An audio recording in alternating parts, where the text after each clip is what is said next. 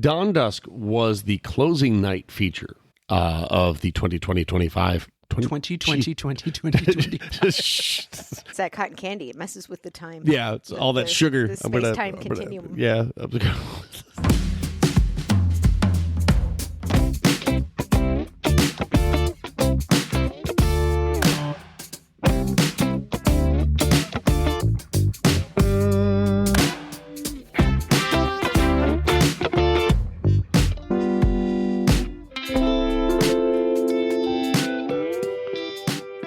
Greetings and/or salutations, and welcome to the Imbibe Cinema Podcast. I'm Jonathan C. Legat, along with my co-host, Tricia Legat, as well as our producer, Michael Nowens. And we've been really excited about this particular episode because things are going to be a little bit different. Unlike our previous editions, today the episode will be spoiler-free-ish. Light. Spoiler-free light. Spoiler-free adjacent. We are thrilled to have two guests on the show, both partners in life and fantastic directing duo, who have just released their award-winning documentary, Dawn Dusk, on digital earlier this month. And if you have not seen Dawn Dusk yet, please find the link in our show notes to learn more about how and where you can see it. This film follows Chelli, an artist who specializes in designing handbags, and the overwhelming grief that she and her family experience after the murder of her sister.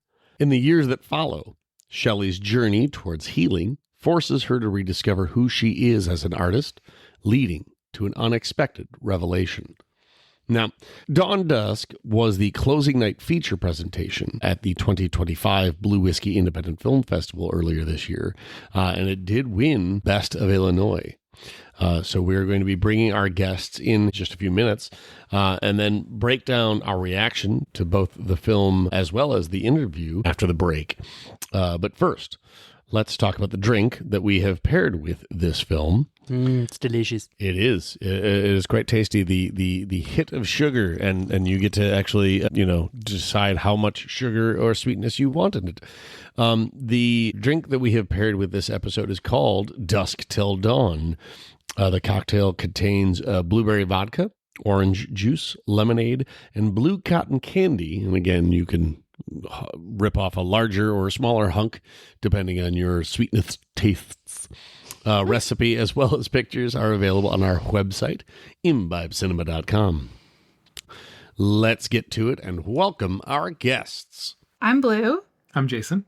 We're the directors of Dawn Dusk, and we're happy to be here. Yeah. Wonderful. In fact, I know somebody is very eager to get into said questions. Well, we're looking forward to it. Before we'd started recording, I had talked about marriage, and that transition was going to be there naturally, but it's gone now. Did you want to repitch about marriage and how now that you're married to me, you're just tired? No.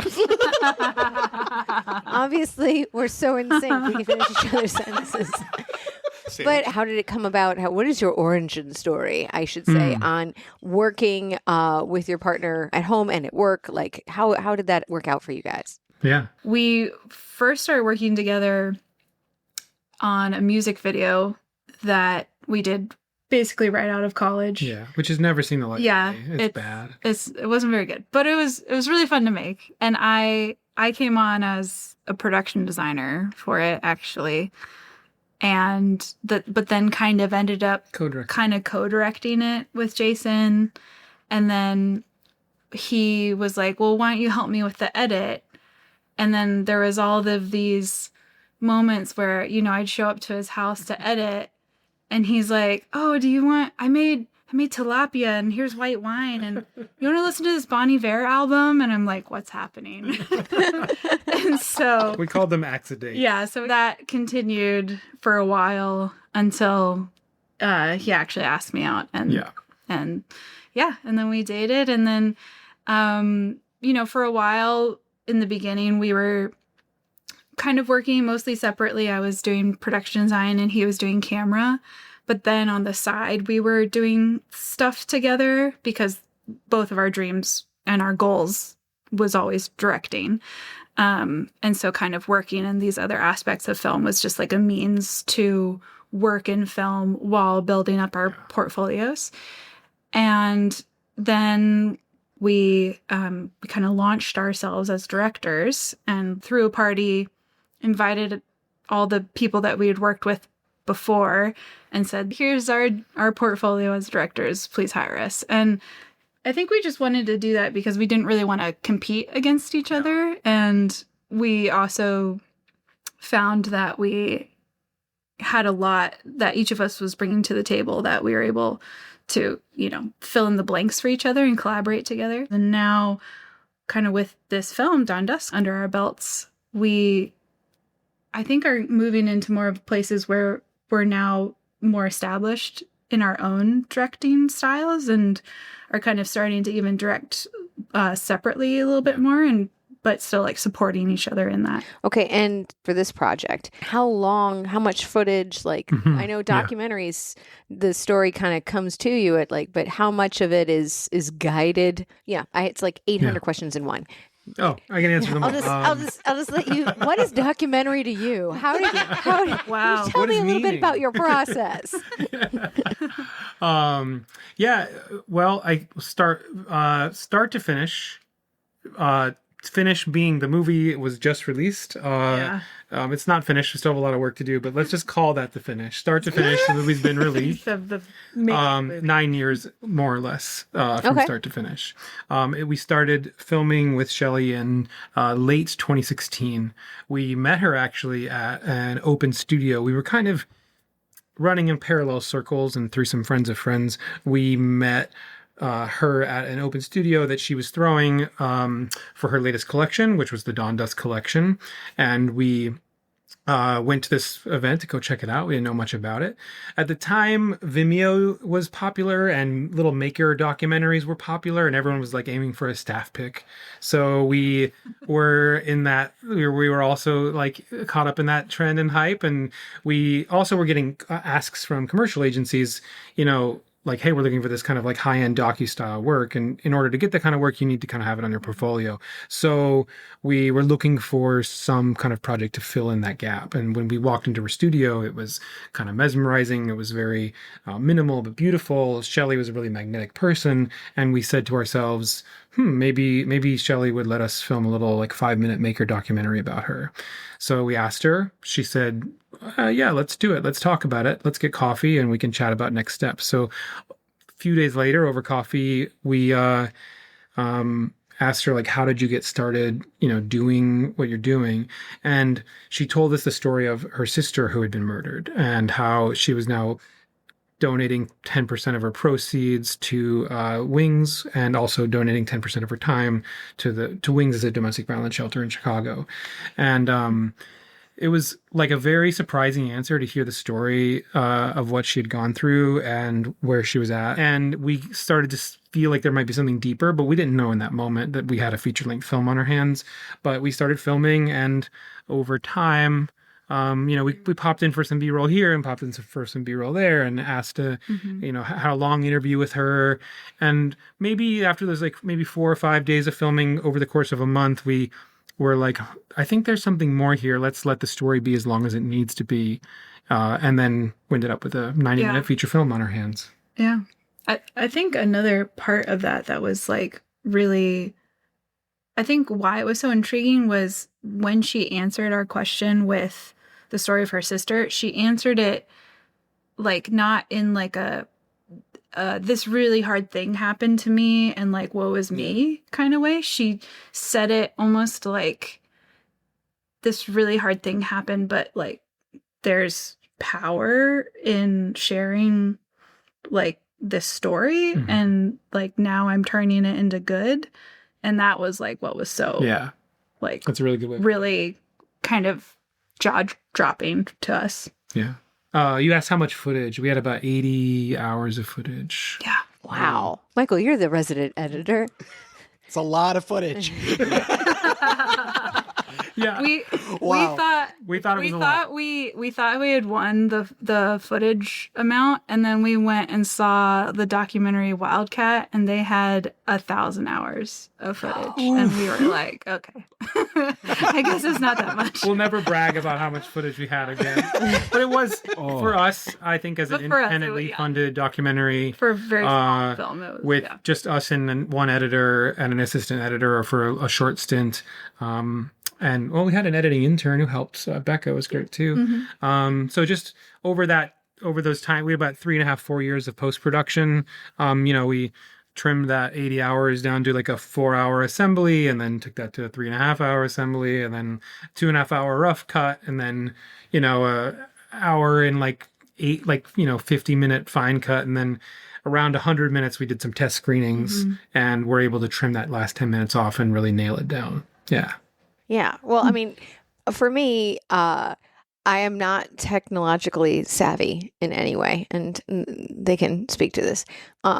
But technology changes so quickly. Cameras have come so far. So it's like 9 years of footage, and how much technology changes over that time. It's just kind of one of those like, oh my God, how do you, and yet the film is beautiful. And the way that it's edited is amazing. I am a sucker for symbolism, and I love the use of light throughout the film. I love the way how you move light across the room and speeding it up, and the way it comes in different areas, and not just the shots that were at dawn or dusk, but I think one of my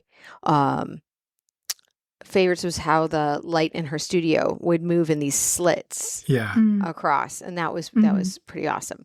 Another thing is, like, there was a point where she was talking about getting through the anger of what she'd gone through, and at the same time you're watching her get a tattoo, and how it's like, oh, this is just imprinted literally on your skin as you're talking about getting rid of this pain and carrying it with you and all that. And it was just like, oh, I love it. These are two things like right here at the same time. So that then leads me down this other rabbit hole. Yeah. My train of thought has no track. I apologize. Oh, I love it. Let's follow it. Okay. So at what point do you get comfortable being in the room while things that are happening, that, like, for instance, when she's talking to her mother and going over things, and it's this very vulnerable, very intimate, emotional moment, and it's done very respectfully, but I mean, I can only imagine, like, being in the room. How is that from a filmmaker's point of view? Yeah, that was a really interesting moment, because all throughout filming with Chelli and all throughout the process, we always made sure to ask consent. And we always gave her a heads up of like, hey, we want to talk to you about the murder. So just so you know, we're not catching you off guard. And that's not always how some docs are made. But I think it's interesting because, like, even, as we were going through our festival run and submitting to some festivals, we were getting some questions like, what is your relationship to your subject? People wanted to know, like, do you have consent to tell this story? Yeah. Oh. Which I think is really, actually really good, because, it keeps the person in mind, like, care for the person. And that was what we wanted to extend to Chelli, was we wanted to, make sure that she wasn't being taken advantage of throughout it. But so that moment that you brought up of when, her mom starts crying in the room, I think that was a really interesting moment, because I think my gut reaction was like to give them space, but then it was like, well, no, like, this is what, they have given us permission to enter into this vulnerable space with them. And so, we stayed and just allowed whatever needed to happen. And then I think afterwards just checked in with them, and was that okay that we were there? We were strategic. We spent a lot of time with Chelli before we approached her about talking to her parents or doing a home visit.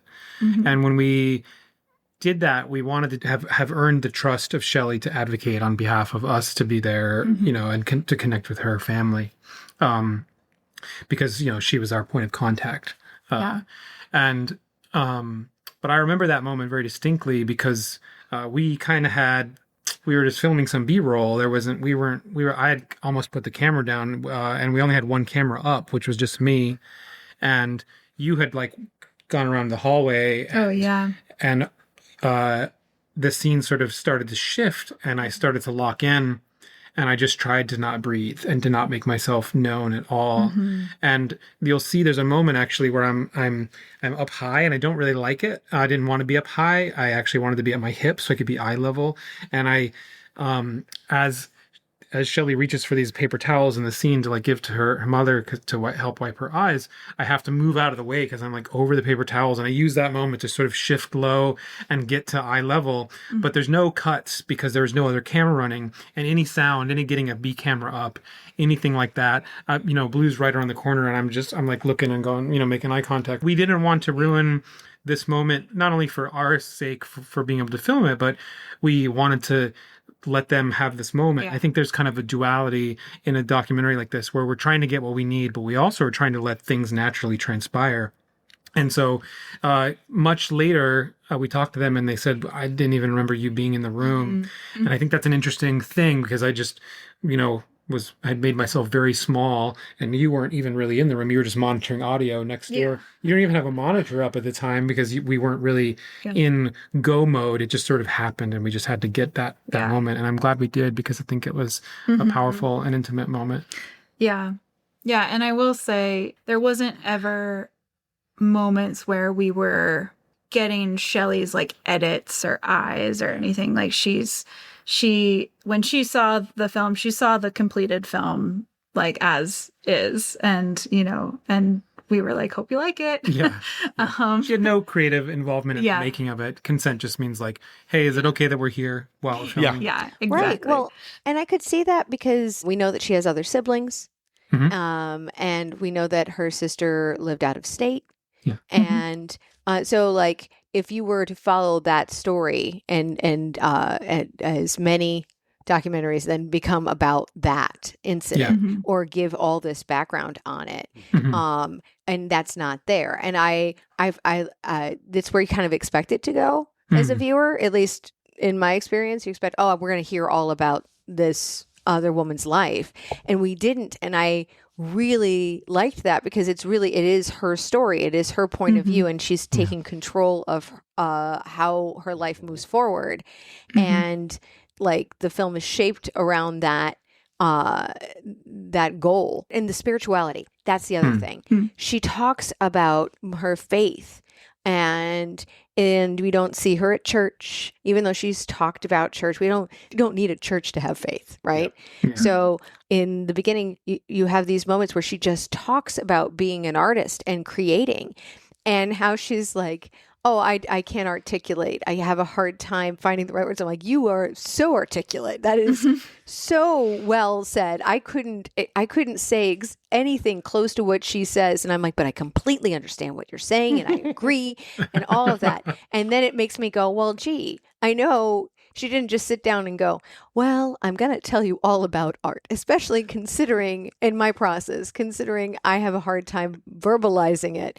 So how do you lead into questions to, and then and get those questions to expound without going, oh, yes, no. And, how do you get that out of a subject? Because obviously I suck at asking questions.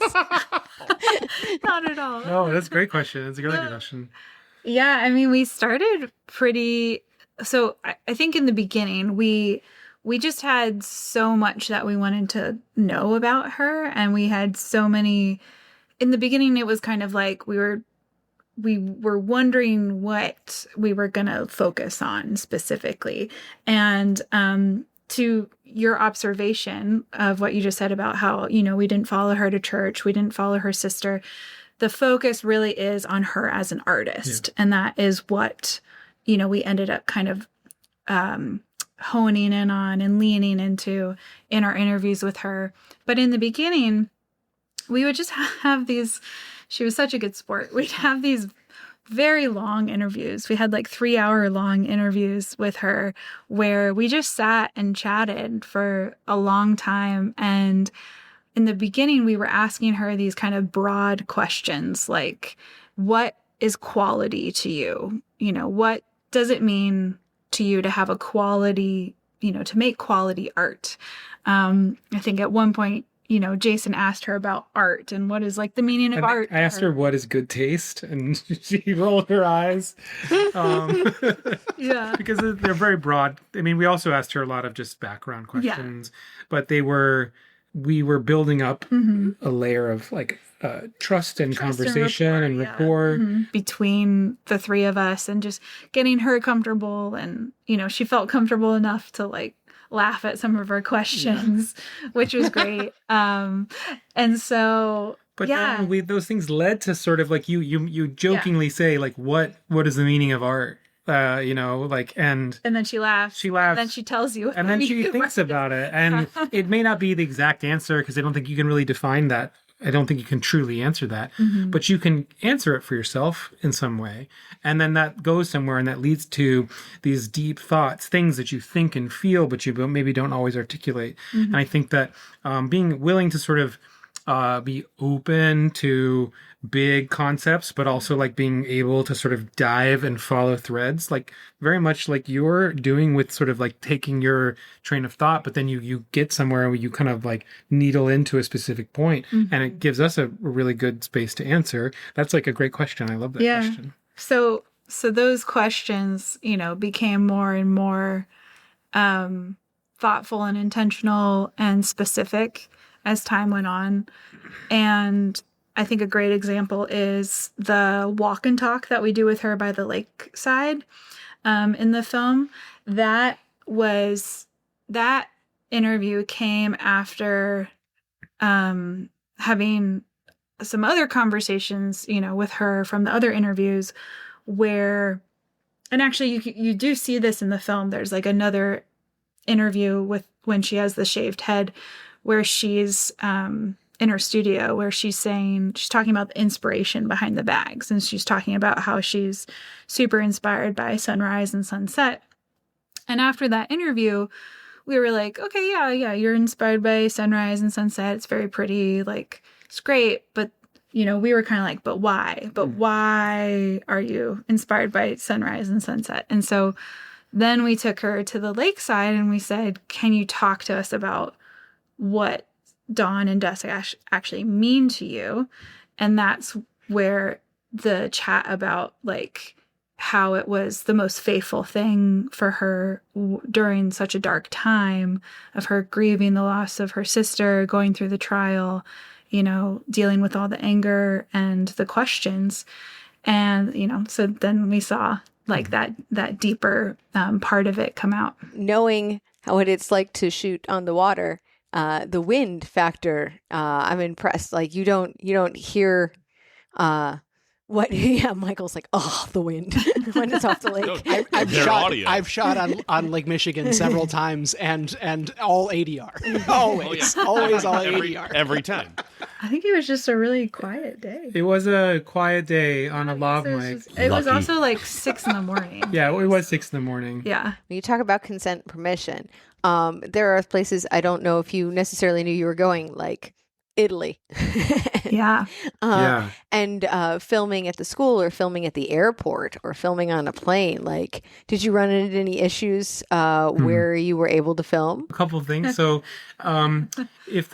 for Italy, if it feels abrupt in the film, that's because it was for us too. And I think it was for Chelli too. She was like, you know what, I'm going to enhance my craft in Italy. And we were like, oh, okay.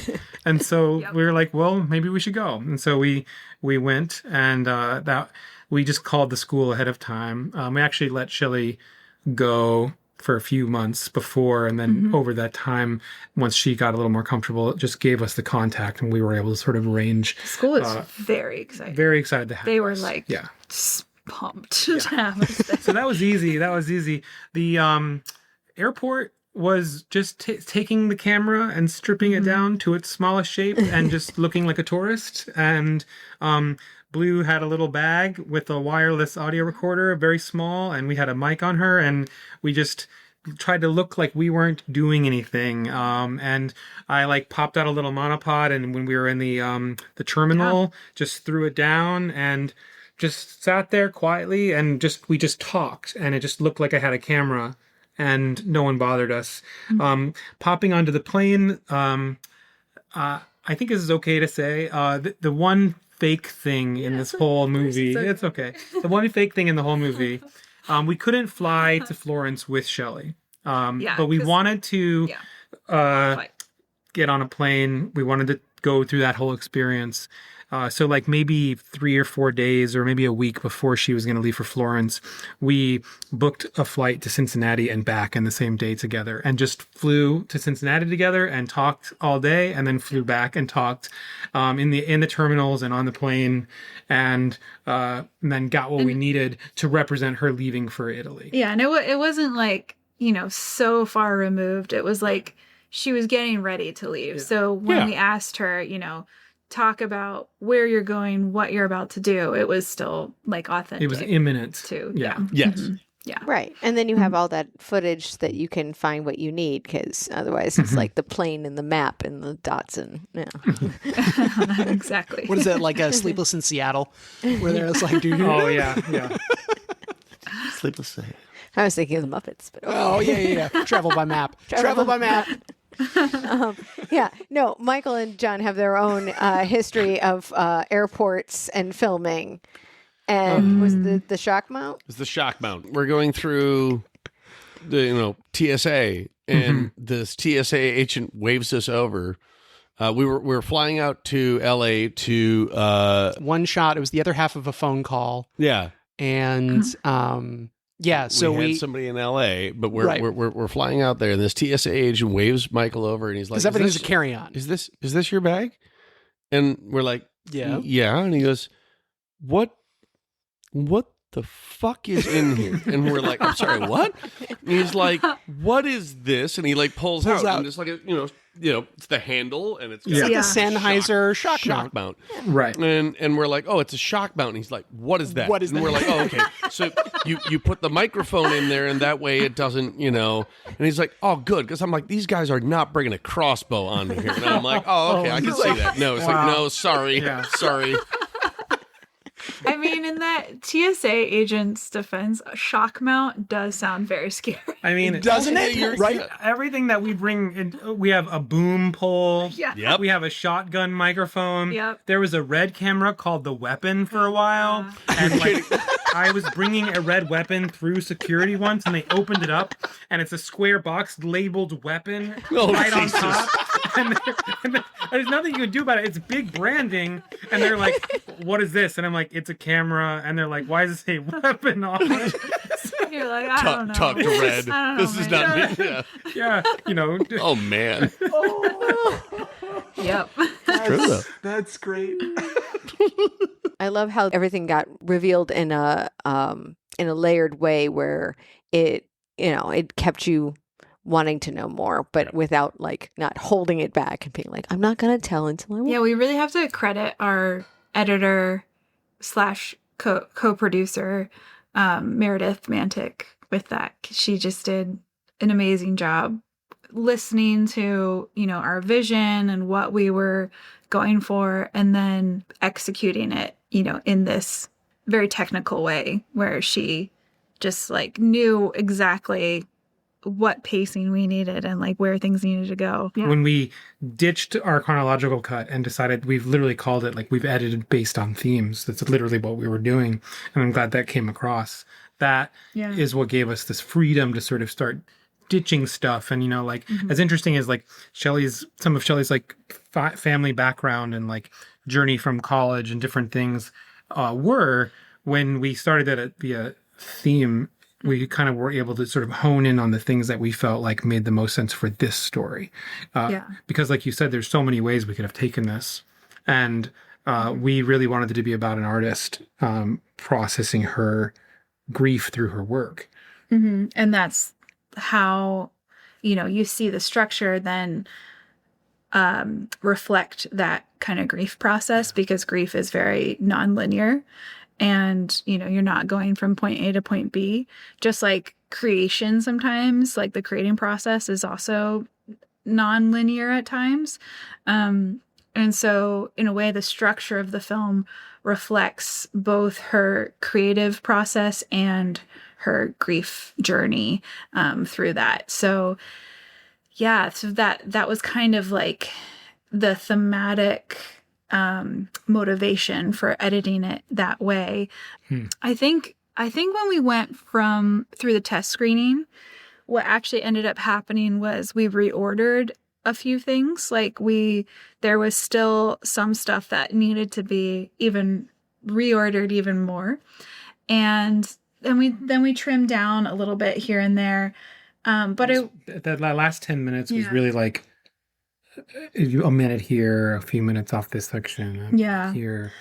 Yeah, I'm trying to remember if I don't remember if there was any like big chunk that got lost. Yeah. I think in that 4-hour version, it was just sort of everything. It was like her whole life. And I think we were able to sort of focus it in. But one thing that was kind of sad to lose, or that we ended up not having time for in the end, was actually more of Dave, her husband's interview, where he actually talked more about like his process of forgiveness and how, after the murder, he had a lot of anger, come up. And at the time, like they were only engaged. And he talked about how, he kind of reverted into like social justice, like the people that I love are being harmed. Like I'm upset and I'm pissed. And so when they went down to see her parents, he was kind of coming in with that energy. And he said that Chelli's dad just like bear hugged him and just was like, son, like, no, this is like, we need you here. We need you to like be present with us. And they just like broke down and wept. And as he's telling us this story, he's like crying and I'm crying and Jason's crying and we're all crying. And I mean, rightly so. It's such a profound moment, even third party. And I think that those were sad. There were some things that were sad like that to lose, but it was, Chelli's story. And that's where we tried to focus it in on. Yeah. It's a powerful story. And also it's kind of interesting that like the company, how you see how like this was her passion, this was her thing. She knew already what the name was going to be, and that this was all, and then all of a sudden after Italy, it's so perfect how it all worked out, that you would think you planned it. It was so well done. So next question. You've spent 9 years with this subject. How do you go from following somebody around all the time to like, and goodbye? Yeah, that's a really good question. I think, it was interesting as filmmakers to spend so much time with someone, but I think then also reflect on and process, then needing to also respect that person's time. And, it is strange to sit and hear someone, share so much with you and then feel like you maybe want to share back, but that's not what the role is. That's not what it is. And like Chelli likes to joke that it was 3 years of free therapy. And so, and in some ways, I mean, that really is kind of what our roles reflect as documentary directors, is you do kind of, it is similar to the role of a therapist, where you are mostly there to listen and point out observations, but ultimately you're letting the other person figure things out for themselves. Not all therapies like that, but in some like talk therapy cases. So, it was like interesting in that sense, but we are still we're still friends with Chelli and have a sweet connection to her. And, obviously right now as we're promoting the film, she's been speaking here and there about the film on different places. And, we're giving her a heads up about things that we're doing in case she wants to reshare them and stuff like that. She also, when we finished the film, she gave us these little bracelets that say Dawn and Dusk on them. And yeah. That's awesome. And it was really just really sweet. And so she's been it's been very special to have her champion us as filmmakers as we are telling her story. And so she's she's a big fan of us as artists as much as we are fans of her as artists. Yeah. There was a time where we weren't really talking very much, especially over the pandemic. I actually remember when we sent her an update. She was like, "Oh, I didn't know if this was still happening."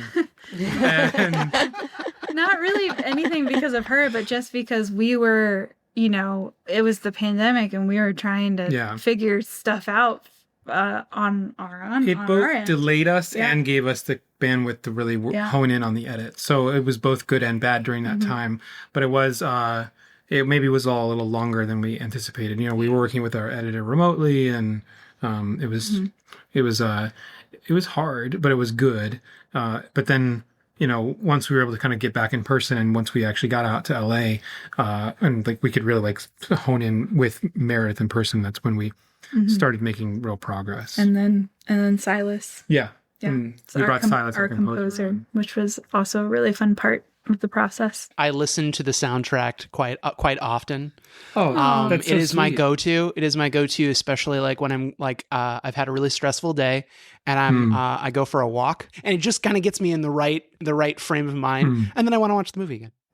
Oh my goodness! That's wow, so sweet. I'm definitely gonna tell Silas. Yeah, Silas is gonna love He's that. gonna love that. Oh, When you're working on something, you kind of have an idea, or you come up with an idea, you're like, "Oh, this is my next. This is what's coming up next." Did you have anything that came in while you were working on this project that you're like, "Okay, we're gonna put this aside because this is something on the horizon for us"? We are commercial film directors by trade, so Dawn Dusk was primarily self-funded. We didn't have the luxury of working on it full time. So we had to make work and make a living. So we were making commercials, corporate video, and commercials for brands all throughout that time, because that's how we made money. And that's how we still make money. So but those projects are short. They come and they go within a month to 3 months. And it was always so nice to be able to pop back over and film at Chelli Studio or do something with the doc in between or when we could during those types of projects, because it was our own project. I think that commercials are filled with deadlines and a lot of voices. And while we are directors and we get to have a lot of creative say, they aren't necessarily our babies. We're there to execute somebody else's baby and to make sure that sounds bad. We're there to deliver somebody else's baby. Yes. We'll rephrase that. We're there. We're there to deliver. We like to say that we're midwives for commercials. We deliver someone else's baby. Yeah. So we're there to execute on a vision. But Dawn Dusk was one of our big personal creative projects during that time. And we got to return to it and hone in our own voice during that time. And then we've had fun side projects. We did a short film called Otis Dream in the middle of all that, right around the election. Yeah, I don't know if that was quite a side project. That was something we did. Let's see, post-production was happening at that time. So it was kind of in Meredith's hands during that time. So we were able to really focus in on Otis Dream. But Otis Dream was also really fast. It was like a couple months and then it was done, even though it was a pretty major hefty short film undertaking. Hefty undertaking. But I think Dawn Dusk really informed a lot of our creative growth during that time. A lot of things we got to do, and in it we see manifest in a lot of other skills and ways that we operate creatively in our professional lives. Yeah. So I don't know if there is a specific project idea that came out of making Dawn Dusk, but there was a lot of things that we learned during it. Even to this day, like I directed this campaign called Women's Planning for Walgreens earlier this year, and it was interview-based, interviewing real women about the different things that they've gone through in the different stages of life, like medically, like hormonally, with their bodies. And one of the clients on the job actually said, "Wow, I could listen to you interview people all day." and I was like, "Well, that's probably because of Dawn Dusk, because I literally interviewed Chelli for hours on end and learned a lot about, how to interview people and how to ask questions, how to make people feel comfortable. And how to ask questions with a story in mind too. Yeah. Mm-hmm. Yeah. I totally hogged this whole thing. No. You had amazing questions and you loved them. I'll pay you later. Thank you, Blue and Jason, for taking the time to join us on this show. Thank you. Yeah, thanks for having us. Great. We're going to take a few minutes to fill our glasses and get ready to imbibe more after this. The Blue Whiskey Independent Film Festival exhibits short and feature-length motion pictures that utilize story elements in a new and exciting way. Our official selections are a carefully assembled blend of imaginative, sophisticated, and full-bodied stories. This is what our name represents. With audiences expect to experience character-driven independent cinema that is fueled by the filmmaker's passion for the art of visual storytelling. Filmmakers can expect an intimate festival experience where their personal story is valued as much as the one projected on the big screen.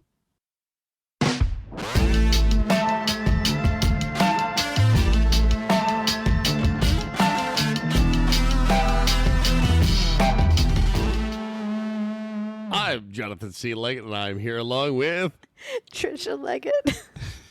and Michael Noens. And we are discussing Dawn Dusk. Enjoying this podcast? Please subscribe or follow us on all of your favorite podcast providers to get new episodes as soon as we release them. Rate and leave us a review to help the show reach that larger audience. And you can also follow Imbibe Cinema on Facebook, Instagrams, and the Threads. So we just had our first filmmakers on the cast. So the cast. I know, yeah, right? They're on the show. They're on the show. I want to be on the show. I think that Blue and Jason were absolutely fantastic individuals to have. What a wonderful. They've already spoiled us, and now we're like, oh, this is easy. Yeah. Lovely.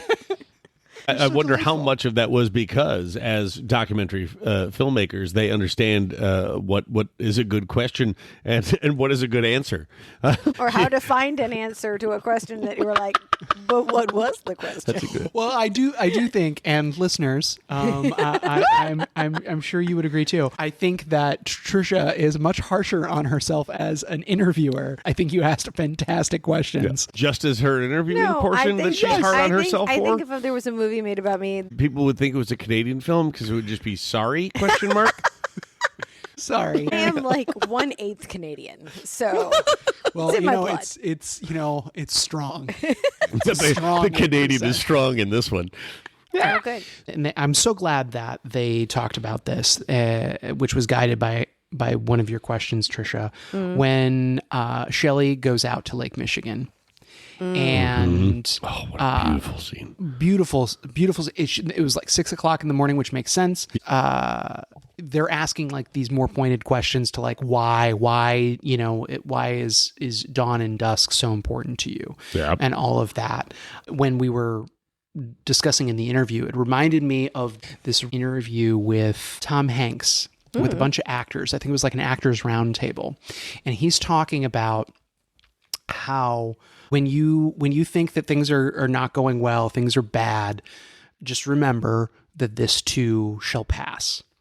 You think things are going really awesome. You think you're doing a really good job. You think you're on top of the world. Just remember, this too shall pass. Yes. And it just reminded me of this thought process to get you through hard times is just knowing that time is always going to march forward. Yep. And this moment will pass.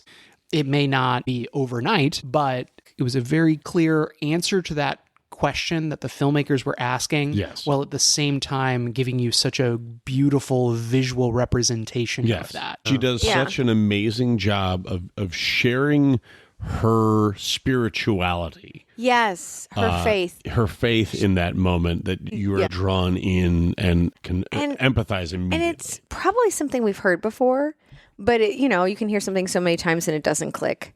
Or it's a different way. But I love the way she said God's love is consistent, right? He's going to say over and over, he's always there. God is always there. And part of proving that to us is he put it into the design, right? So the reminder that you will get through this is the dawn.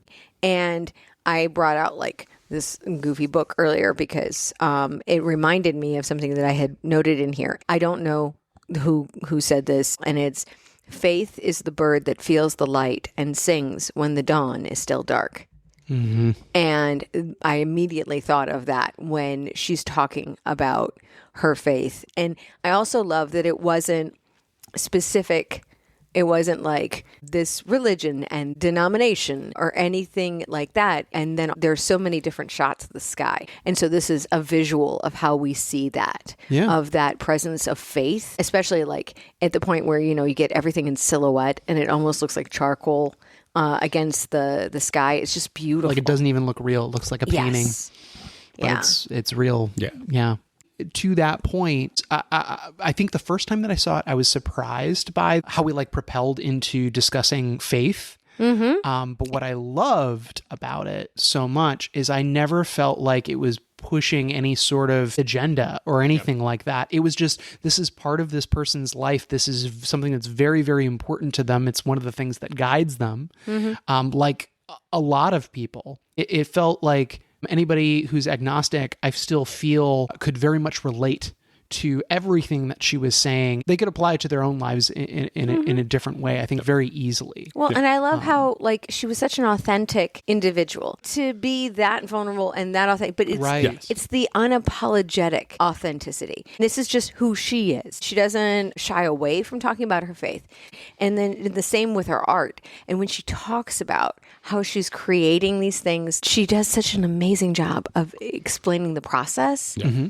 And like a teacher. The artist in me was just like, I love listening to her talk about it.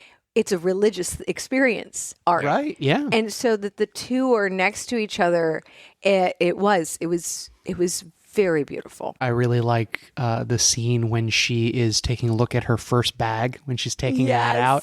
Yes. And she flat out says, this is bad. This is ridiculous. I don't know why I did this.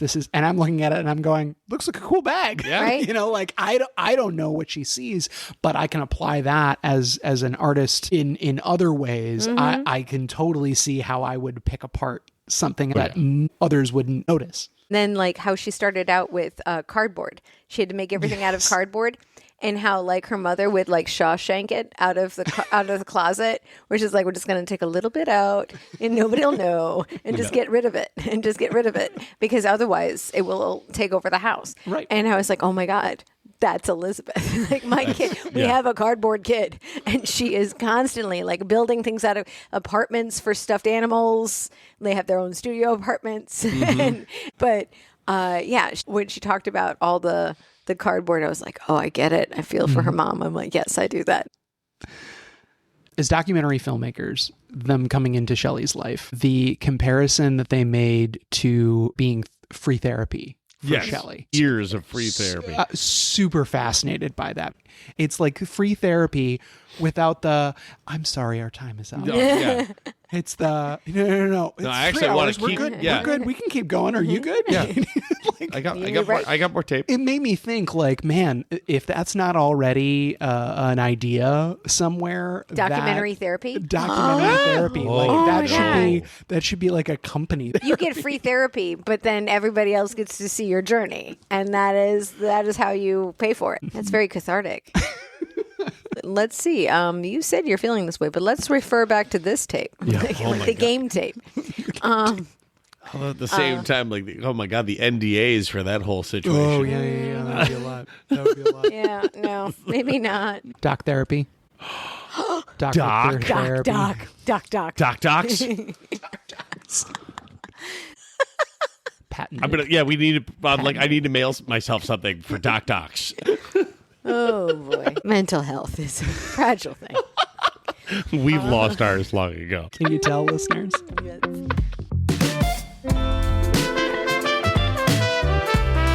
Dawn Dusk is now available to stream worldwide on a variety of platforms, including Amazon Prime, Tubi, and Hoopla, among others. Visit dawnduskfilm.com using the link in our show notes to learn more about how and where you can stream the film.